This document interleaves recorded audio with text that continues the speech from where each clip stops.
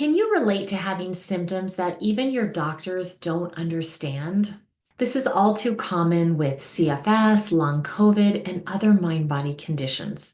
But those of us who have recovered from neuroplastic symptoms know that there is a way out, and we're sharing this invaluable knowledge with each other. My guest today is Jane Baynard, who experienced chronic fatigue that was diagnosed both as CFS and long COVID. This went on for 3.5 years before she recovered through mind body healing. Hi, everyone. I'm Rebecca Tolin, a mind body coach and the creator of Be Your Own Medicine.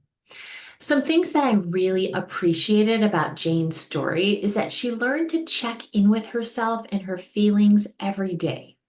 She started feeling her emotions and sensations in her body through self-compassion. Jane will share all this and more from her home in Bristol in the UK. I hope you enjoy. Jane, so wonderful to meet you. You took the self-paced course, so this is the first chance we're getting to chat, and I can't wait to hear your story. Thanks for having me. Yes, my pleasure. And it sounds like you've had some mind-body symptoms on and off for a number of years, but then it really escalated into chronic fatigue syndrome, which you had Yes, for a few years. yes. So walk us back to how these symptoms started and what was happening in your life at the time. Well, they sort of started with a little blip a long time ago. So I had fatigue for about 6 months, about 13 or 14 years ago. But I just got really tired and I could go to work, but that's all I was able to do really. And then that kind of got better after about 6 months. And then fast forward about 3.5 years ago, I then came down with like a more severe form of fatigue. Actually, there'd been stuff like in the middle that, like, since I did your course and, and the whole mind body approach, I was like, oh, okay, there was something there the whole way along. But like the fatigue, like properly, like hit me, um, yeah, 3.5, 4 years ago. It was as lockdown was easing. Mm. So that was happening. A good friend of mine had died, and two friendships had broken down over that year. Mhm. What else had happened? I think my business was like as thriving as it could be in terms of running physical classes until lockdown happened. And then, Mm. so for It like, just all got deflated. yes, yes, so that happened. So it's like, and then I got a mild version of COVID as well. And I think like all of those things in hindsight just made a perfect storm, really. It Um, definitely sounds like a perfect storm. And yeah, the reason I ask what was happening in your life is because we know that these symptoms start with some real emotional stressors, and you had plenty of them. Lots of yes. loss, lots of change, and that's threatening to our subconscious brains that are like, what's Mhm. going on here? Yeah, yeah. So what were you diagnosed with, and what was kind of the range of symptoms that came on about 4 years ago when it really got worse? Inconveniently, because of COVID, I just kind of got dismissed as long COVID. So Mm, because all of that was going on, like it was kind of like irrelevant. Whereas when I was unwell before, it's like, the doctor was noticed. So I had to kind of be quite persistent, I suppose, with yeah, it because of all the noise with everything in the world. yeah. And I had all the bloods taken and everything. And I think it was 2.5 years to get a referral to a CFS clinic. And then the guy told me that I didn't have, my fatigue wasn't chronic and Oh gave my me my goodness. You're like, referral. you're not in my body and mind. Yeah, yeah. Yeah. Because so basically I couldn't really work, but I wasn't bedridden. So I just kind of permanently felt like I was coming down with flu Yeah. all the time. So that kind of just like overall tiredness, really achy, like neck and arms, just everything would wear me out. Just sleep wouldn't make any sort of dent in it. I'd have a good sleep in the Yeah. afternoon as well, and I'd still need sleep. So it was just a general like just being knackered. But it's like, you'll understand what that being knackered means. Other people who just feel tired don't really get what it feels like to be that sort of tired, like day in, day out for a long time. Exactly. Right. A lot of people will say like, "Oh, it's just fatigue, it's not pain." And when you feel that level of exhaustion, it's just completely debilitating. And there is pain, right? There is lots of Yeah. different aches and sensations, and it sounds like you did have some chronic pain as well. And I think, and yeah, and I could do things, but then I'd really crash. So I could do things on adrenaline. Like we moved to a new city and I did all of that with chronic fatigue. But I was like not well for a good few weeks after it. So it's that whole crash and burn, post-exertional malaise type thing, Yeah. like just kind of constant. Not Yeah. manage it, I suppose. Absolutely. And really, I mean, the symptoms themselves can be so scary and isolating and frustrating and all these things. But what I'm hearing too is you didn't feel understood by the medical system and were kind of like dismissed. Yeah, yeah, I felt that was a real gap. I felt dismissed by them. I was sort of seeing a therapist at the time, and she sort of talked about how it might sort of be in your body, but it felt like it wasn't like joined up. It felt like Yeah. it's like we'll deal with like how you're feeling in your mind because of how you're feeling in your body, and then the doctor's kind of dismissing the like body thing. It's like, well, you just end up feeling, I mean, frustrated in capital letters times by 100 is like the best word to describe it, really. Frustrated and stuck, and yes, misunderstood. There's a lot of lack of understanding about it out there. Yeah, I can really relate to that. It's like the left hand doesn't understand what the right hand is doing. And in the medical system and even in modern psychotherapy, there's not a lot of merging or understanding that, our mind and our body are one. And what's Mm-hmm. happening in our psyche and our emotional lives is directly reflected in our physical body. Mm-hmm. Mm-hmm. So, were there things you tried before you found this mind-body approach that didn't work out so well? Yeah, I mean, I think I was like trying probably not as much stuff as I've heard other people do, not like 100 things. Like you sound like you've done loads, but I explored acupuncture, and I think that just helped because it felt like someone was treating my body. Yeah. Um, but it didn't make me better. I tried functional health, so I like consumed many tablets, Oh, many like yes. not very tasty things, which I think has given me brilliant gut bacteria, but didn't ultimately help the At um least you uh have a good microbiome, that's yeah, a I do. bonus, but you still want to be able to get out of bed and do stuff. Yeah. Exactly. I had therapy for a long time. That was more psychodynamic counseling, I think, and I think that helped with the frustration, but it wasn't joined up. So like the whole sort of mix of things, really just trying different things. And then I read the Unlearn Your Pain book, and I like a massively different response. My husband's like, "Oh my God, like what's happening? Like you read this book and like you've I mean, not better, but like I've not seen anything have that impact on you at all." So I kind of just, and I did all that and I was feeling quite good. I'd say maybe like 80% well, I suppose. Which felt, After reading Unlearn Your Pain, and just for people who don't know, that's by Dr. Howard Schubiner. yeah. I often say that is the best $25 I've ever spent in my life. And I Mhm. love that your husband noticed, like, what's going on here? This is just a book. So you Yeah. experienced almost 80% improvement after essentially finding this mind-body approach through Yeah. Dr. Schubiner's work. Yes. So it was massive. And then after that, I think I got COVID and then like some really bad colds. So then that really knocked me back again. And I got really sort of stuck with it. Then I came back to the book and like reread it and had another sort of like feeling better period. And then I had a bit of a crash. And my husband's like, well, the mind body approach seems to work quite well for you. Maybe you need to just work with a coach to just get that like to just like concrete it more because he could really see the impact on me, and I was really struggling by myself. And I guess that's when I found your course, and that's like the final magic bit at the end. I suppose it was that real concrete, like making it go in, which I couldn't get to by myself. Oh, I love that. So, and it's wonderful you have someone in your life that can kind of like reflect back to you what's working. Because I know when we're in it, sometimes we have blind spots. Yeah, yeah, So I'm curious when you signed up for Be Your Own Medicine, and that's based on Dr. Schubner's work, really. yeah. But I've added just lots of somatic meditations and nervous system regulation. So what was helpful to you in the course, and practices and teachings did you really find supportive? There's lots of like little bits to it, I suppose. I mean, there's like so much information in there, so I absorbed everything, was reading everything. But I think it was the fact that it absolutely reiterated that book, but really intensified it. So you were really repeating that message. You were delivering the information at a really good pace as well. So it's like, here's some information, go away and think about it, like process it.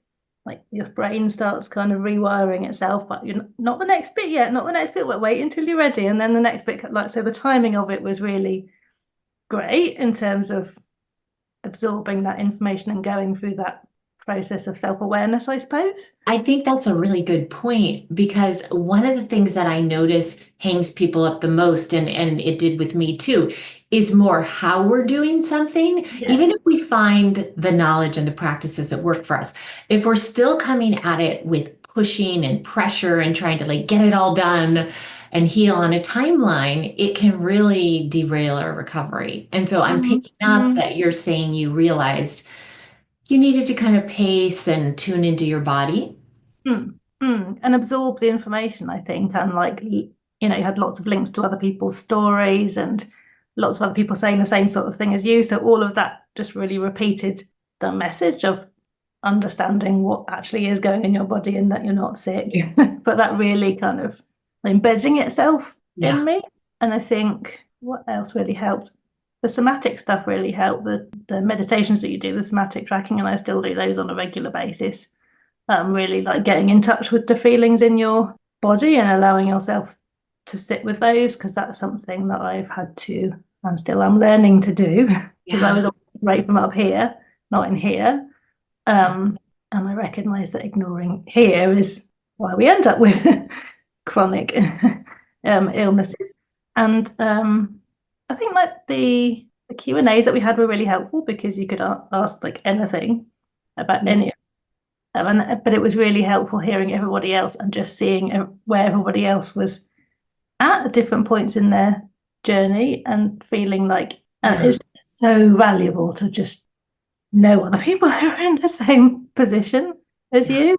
And then as a side, like you could connect with other people who were doing it and you could email them. And I ended up befriending a lady in the UK that way. And we've been sharing our story and recovery as we go along. So we've had that nice little, oh, where are you at in the course? And like, how are you feeling? And what are your challenges? And so that's been really lovely to do that as well. So yeah. Yeah.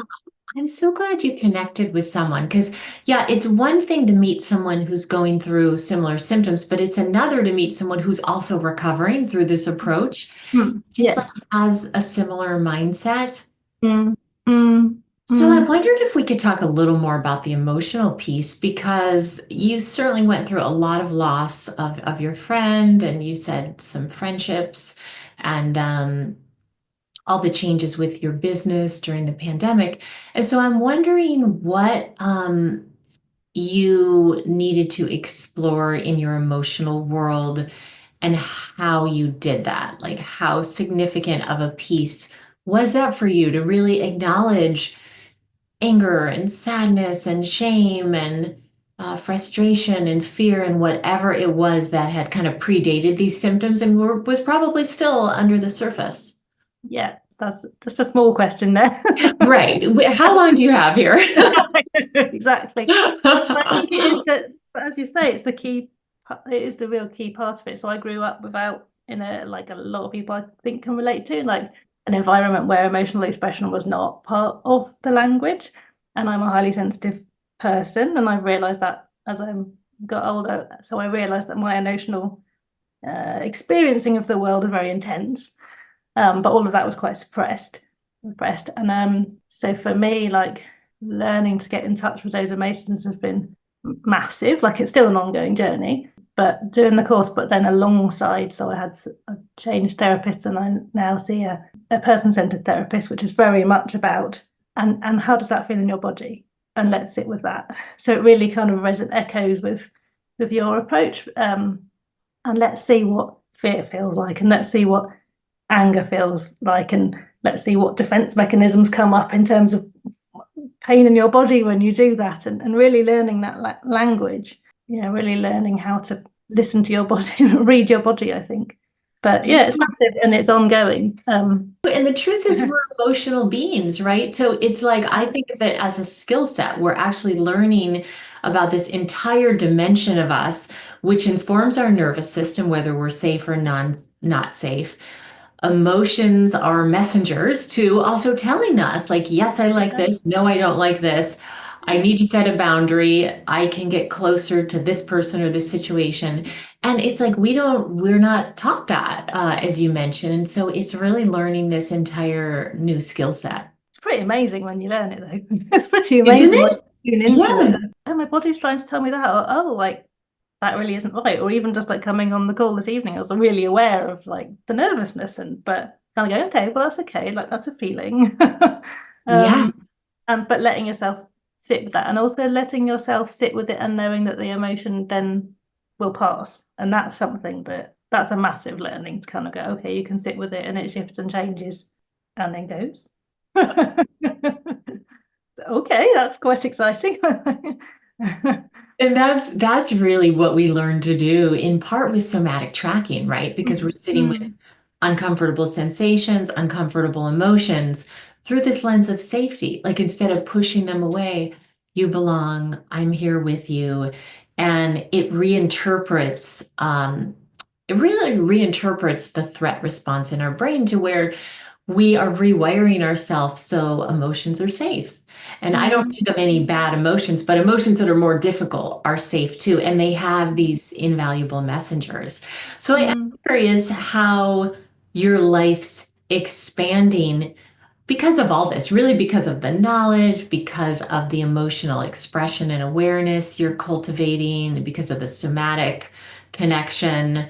How would you say your life's been expanding internally and externally?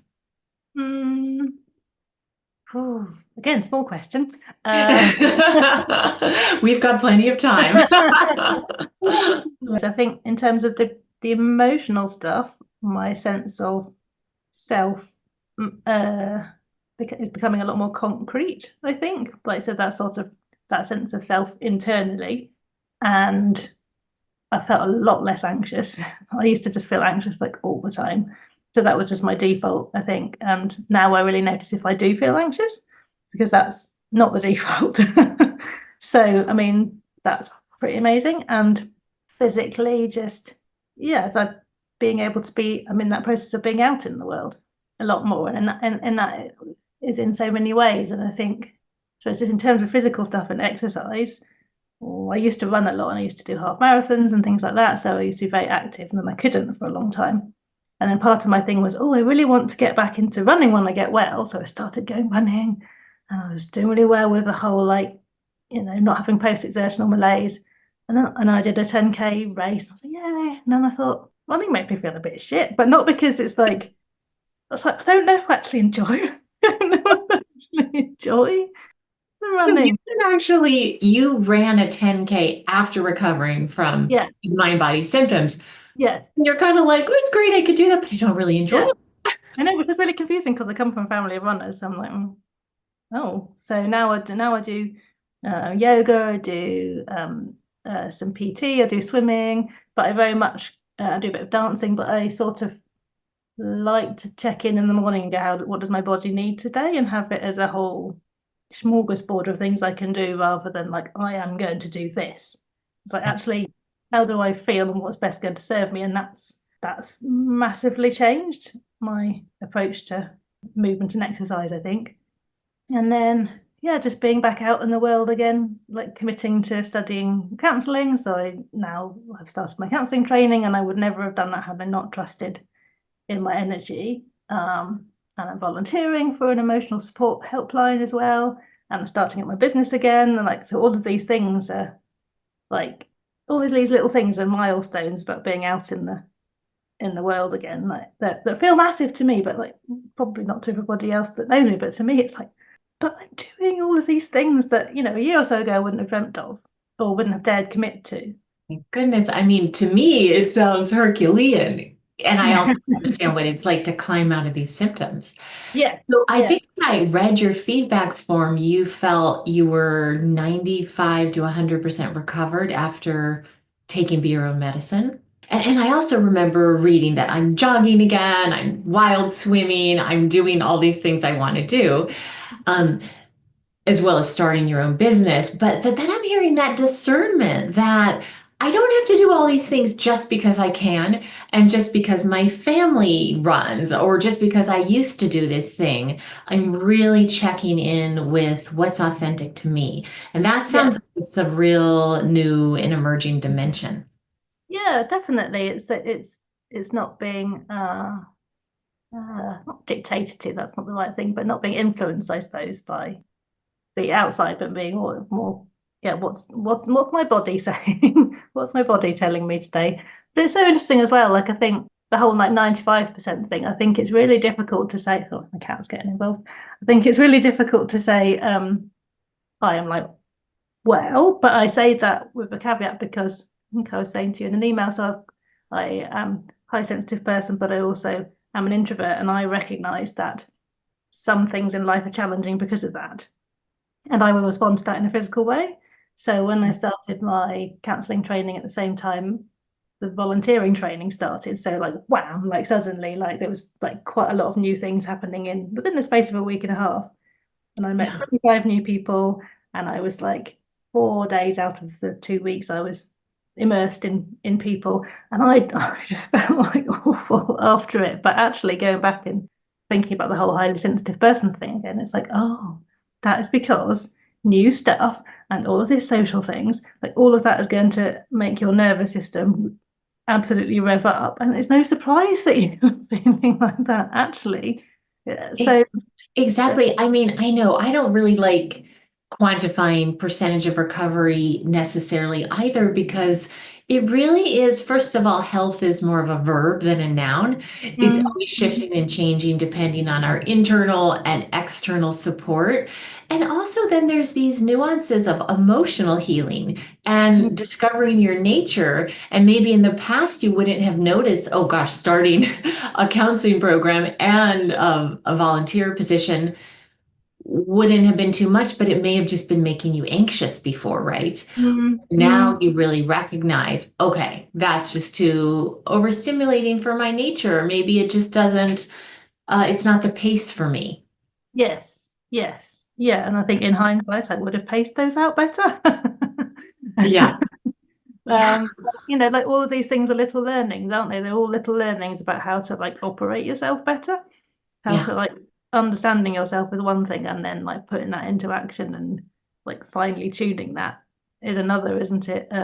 Yes. But just kind of recognizing a lot more that the whole, I think that's the thing about your course as well, like really understanding the whole like nervous system thing and that over and that kind of going into overdrive and recognizing and noticing that, like even Yeah. like an unplanned social interaction that can suddenly just make me feel Yeah. yeah, Fight it's or like flight.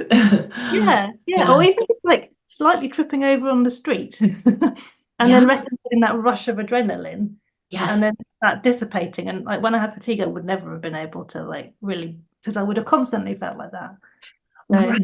So Exactly. I almost find after you feel better physically and you feel you've pretty much physically recovered from these symptoms, there yeah. can be such deeper awareness and growing and learning because you notice the nuance. Like now in my life, I notice if I get symptoms that don't turn chronic but are, acute or short-lived, it has a message. It's like Mm, my body mm, and mind saying, you're not playing enough, you're sitting at the computer too much. That's a common one.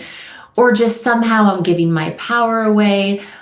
Where when you're down in the dumps, it's hard to recognize that because you're just crummy every day. But then mm, mm. at this stage, where you are and where I am, it's actually really fun to use all these practices just to continue to expand our Mm, awareness, expand our authenticity, our creativity. definitely. And I think it's also like, yeah, really being able to delve into your body and what it's saying. Like at the moment, like there's some health stuff with my husband, and I've been holding things, and I can feel that in my hips, and that's like a new thing. But like also, I can recognize that that has come on because of stress. So it's kind of yeah, like a kind of game of like, oh, which bit's tweaking and what does that mean? Exactly. And I find, when you realize, oh, there's stress here because of a loved one going through a health issue, and that's why it's showing up in my body, it can Yes. put down fear, right? Yeah. Because you know that there's nothing actually physically wrong with you, but this is kind of a warning sign. Yeah. I think it's so interesting as well. The whole like recognizing how you feel, but recognizing what's your stuff and what's other people's stuff as well. So in the whole, I tend to feel other people's stuff Yeah. a lot, and I think the counselling training is really helping with that because you kind of go, okay, like I'm feeling this, but that seems to correspond with how you're feeling, and then this bit's like my feeling. So again, that's like all building that language as well. Absolutely. Is that like, somatic and emotional awareness helps us discern that?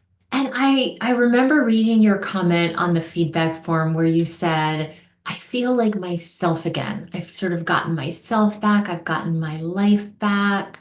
Can you describe a little more about what that means to you and what that looks like? I mean, it is massive, and it like weirdly happens at like all these like little moments. You have these little like it's not necessarily like a continuous feeling. It might be a going up two flights of stairs, like two stairs at a time, and getting to the top and going, oh my God, like I never used to be able to do that, or just waking up some days and kind of going, I just feel good, and that there are all these like little kind of bits of I mean, it feels like massive to me, but that's how I would communicate that to Yeah. someone that hadn't been through that. I think it's really like how I would communicate that to my husband, even like today I just feel really good. Because it's sort of surprising and like sort of like precious and tentative and exciting and all of those things. But and it's gradual and it fluctuates, but yeah, it's just all these like little moments of I did this, like I got here and I'm like me again and I'm capable and even just carrying stuff back from the supermarket. I don't know, just all these little things, these little moments, I think, that just catch me every now and again and just go, yeah, that's pretty cool. I don't Oh, really have to think about that, it's it's right. weirdly the small things rather than the massive things, if that makes sense. Because Exactly. It's like these glimmers. I love this word glimmer by psychologist Deb Dana, where it's just like a little glimmer, like you get the seashell or you just see, the leaves shimmering in the light, or just these little moment by moment awarenesses where it's like, oh, I can just savor life. And that's the biggest gift because we can never be happy in the future, right? We can only yeah, experience whatever we are in this moment. And I'm really yeah. hearing that you're having these present moment experiences where your mind and body Mm. are in the same place. Yeah, and I think like they're more subtle and they're the things that are for me, whereas almost like, running the 10K was like a good way of showing other people like how recovered you are. Do you know what I mean? It's like here's a tangible thing and you can see, oh, like she's can do that, but it's all the little things, all the little, like you say, glimmers that are the things, yeah, that really stop me in my tracks, I think. Absolutely. In the course, there's the pathways to peace where I'm always encouraging people to find um, little glimmers, activities, moments where they can find peace, play, pleasure. And I feel like those are so underrated in how Mm, medicinal they are because they really do settle our nervous system and they tell our brain and nervous system we're not running from the tiger and it's not an mm, emergency. mm, But it mm. also just makes life worth living. Yeah. It is. And It's it so funny. is, right? I And it feel like that when you feel rubbish, but And it sounds like this has been an important pathway for you. And I want to talk a little bit about creativity because I know you're starting to teach classes on creative expression and feeling emotions through creativity, which I just love, love, love that idea. And I feel creativity can bring us into these states of present moment awareness and play and enjoyment and even joy. Mm. So, how has creativity kind of been part of your healing journey and also just your journey in spreading your wings now? Well, I think it was a real comfort to me when I was unwell, and I had to like recalibrate it because I used to like do big expressive paintings, and I just didn't have that energy. So when I was unwell, I did quite a lot of projects where I just do like a really little thing, each day, like a little drawing or a little stitch thing. And then they just grew to be this big sort of massive stuff. I drew a picture every day for a few months of how it felt having fatigue, chronic fatigue, to try and like, I guess, articulate that to myself. It was a process of like, what am I experiencing? And I made a lot of self-portraiture and just using my hands, just really like basic things that didn't really need a lot of energy, but it felt like a good way of me like seeing myself and trying to see myself as a person without doing things, if you see what I mean. So who am I when I'm not doing? Yeah. So Right. who, A who is like the being, core an of actual me? Yeah. being, not just the human part.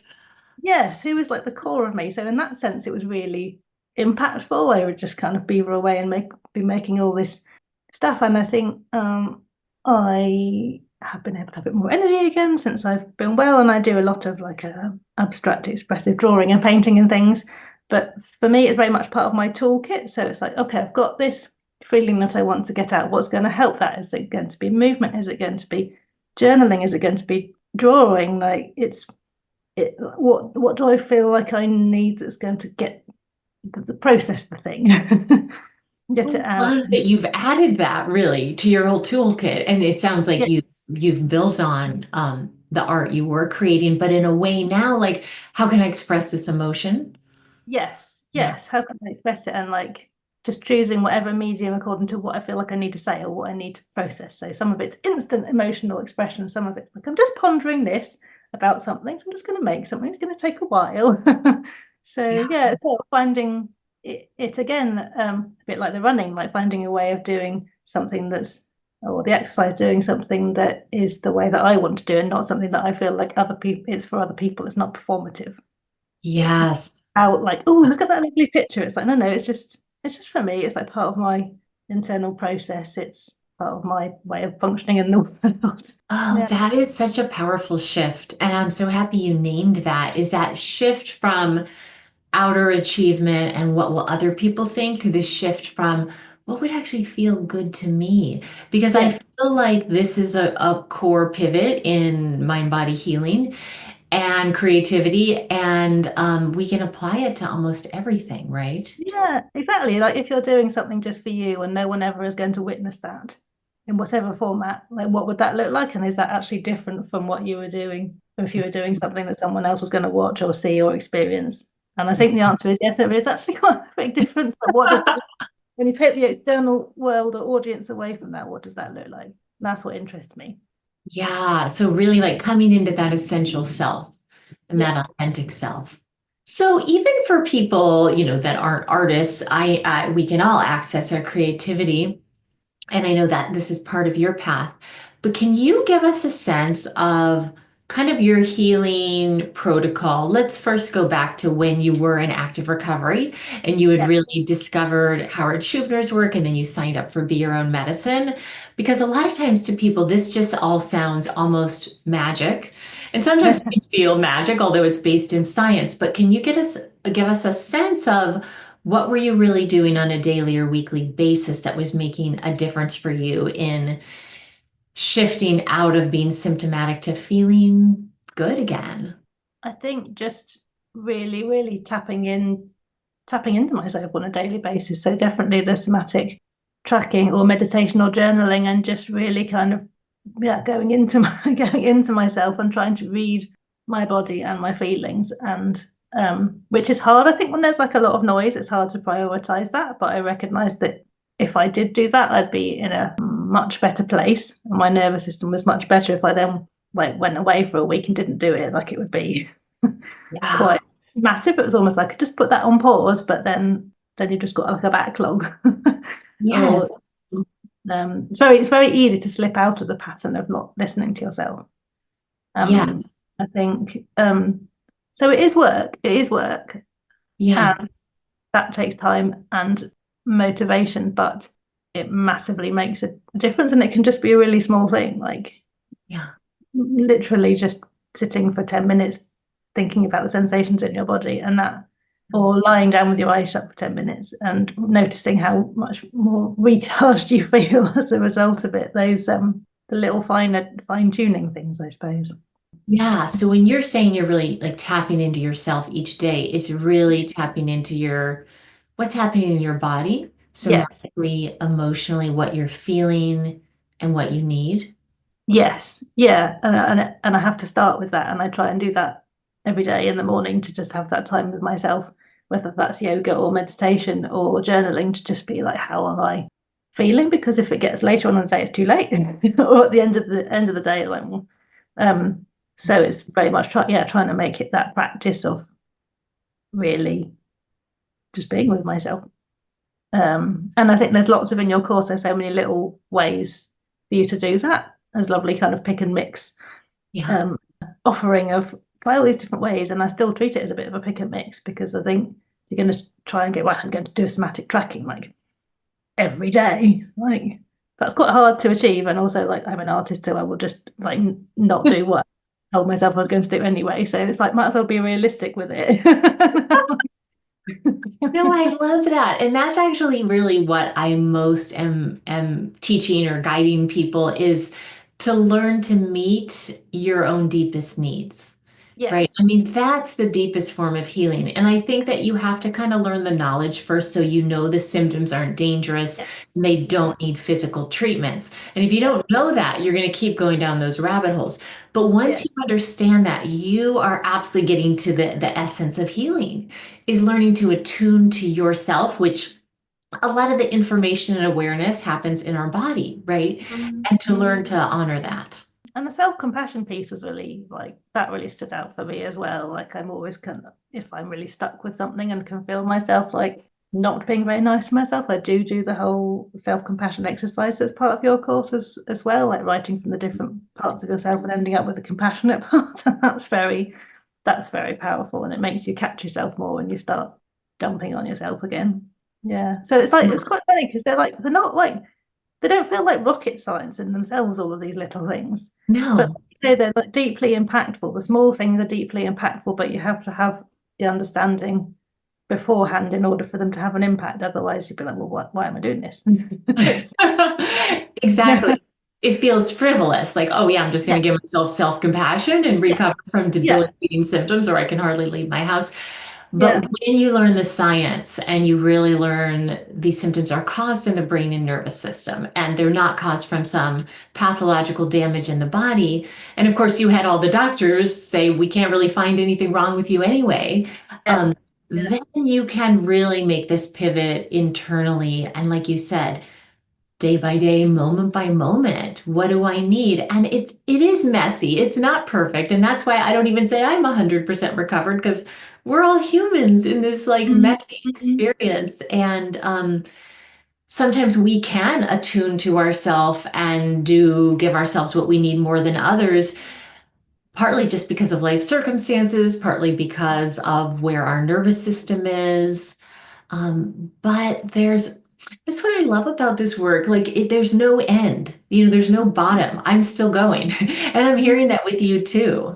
Um, Yeah, it really feels like a journey, definitely. And it's like at each point along the way. And I think that's another thing for people who are like maybe a few steps behind me in the journey. Like it is a journey and it's a recalibration at like at each point in the way. And it's like, yeah, I can do these things, but like actually what else do I need? Or had a little dip. Like and I feel like even if you recover, like it's it's more I don't mean that recover in a negative way. I don't know why I did that, but that whole get to a point where you're feeling really good in yourself. Like it's still a journey. It's still a like, what am I discovering along the way? What helps? What doesn't?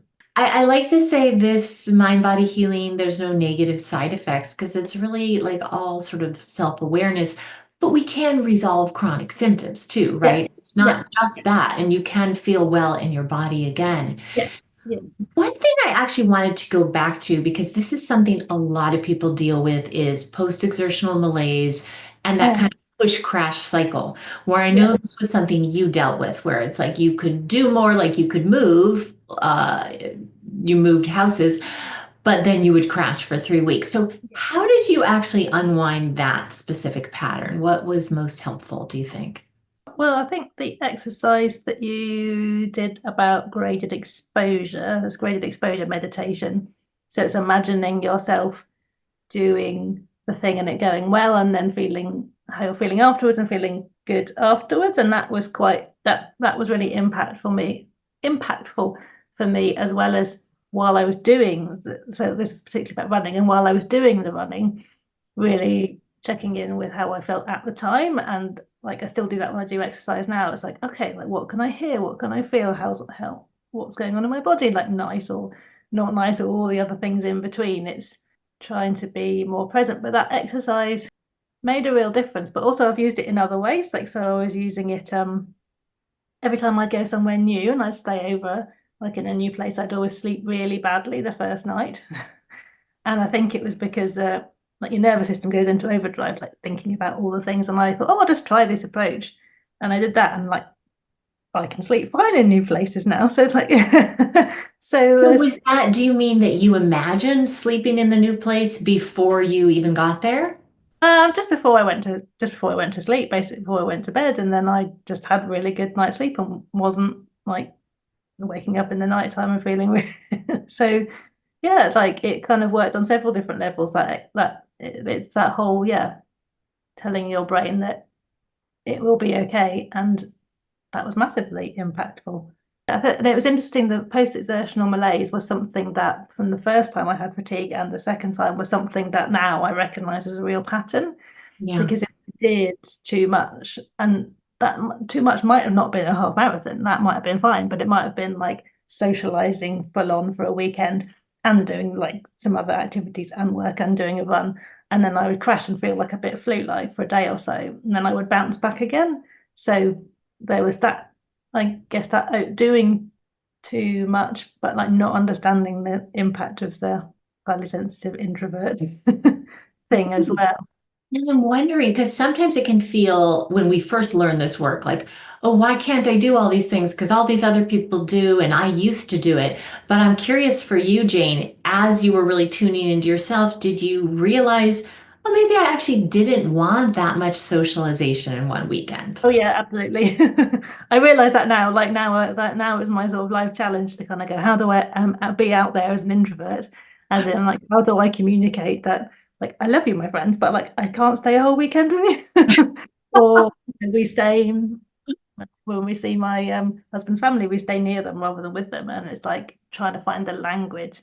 And the language is so key, isn't it? Not around being an introvert, but also fatigue. And I think that's one of the things that I found the most challenging with it, is having the language to share that with anyone.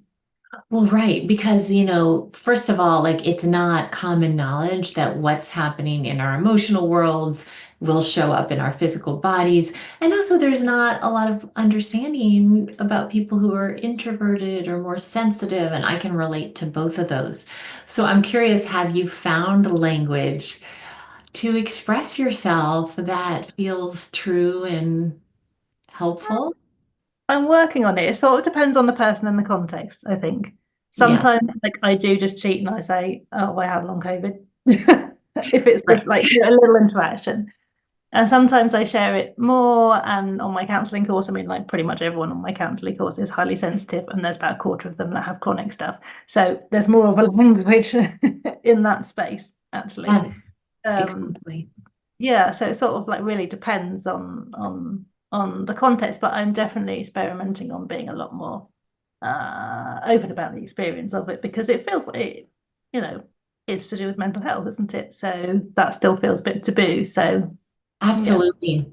I know. I mean, there's times where just saying I have physical symptoms is easier because people understand that. And Yeah. that's why, when I used to have JOBs, it didn't work for myself. It's like I could take a sick day if I had a cold or a migraine or something. But if I would just say, oh, I'm just kind of feeling sad, the boss isn't necessarily going to be so understanding. So sometimes that's okay just to communicate at that level. But it is empowering when we feel safe with loved ones to express ourselves. And I think that can teach other people too. A lot more people need to know about the whole mind body connection and how Yeah. stress can impact us physically. And there's of a very big lack of awareness of that, and Yeah. uh, more people to understand that, because everybody, like so many people experience it, and even on a minor level, don't they? I know. Oh, exactly. I mean, whether it's just like a tummy ache when you're on a deadline or even blushing, blushing is a sign that we feel embarrassed or nervous or whatever it is. Yeah. So we're doing our best to spread the word. And I actually feel like a lot of this is spreading grassroots just from Mm, person to mm, person. Those of us yeah. who discover this work and then recover from it and want to kind of share it from the mountaintops. Like you can feel Mm, hmm. better. And You really along do, the don't way, you? yes, and along the way, you can actually enjoy your life more and be more true to yourself. Yeah. And on that note, I wonder if there is anything you want to share in closing for people who are still struggling but have some interest in this mind-body approach, what you might say to them. I mean, it absolutely works. Absolute, and I'm an absolute 100% believer in this approach. And I think I really loved your course in terms of it was very much about helping you find your own journey through that. So it's not like we're all not the same. So we're not all the same even. So what I might do as a practice might not work for somebody else, but when you're given a whole array of things that you can choose your own practice from and find your own way with it, like that's kind of really freeing, I think. Yeah. Because it is a process of figuring out how you individually tick and how you individually work. But if you can find that out and it is a bit of rummaging around and seeing what happens, like absolutely you can come out the other end and feel this good. Like absolutely. It's about persistence and Yeah. believing in it, I think. Thank you Yeah. so much for sharing that. It's like I'm looking at this beautiful paintings behind you, and just like everyone's so unique in an expression of you, Jane. Each of us is unique, right? And there's no one set formula or healing path for each person. And I really love that about you and your story is just kind of how personally and creatively you're applying these tools. I Yeah. try. Oh, thank you so much. Thank you for sharing. It was really a joy to meet you. Yeah, you too. And thank you to everyone for watching this video. If you enjoyed it, like it, leave comments. I always love reading those, and subscribe to this channel because you'll find out when I release more videos. And if you want more support in your recovery journey, I walk people through the science, the somatic practices, and self-compassion in my Be Your Own Medicine program that Jane took. So keep following whatever brings you more peace, as that is your healing path. Thanks for watching, everyone, and take care.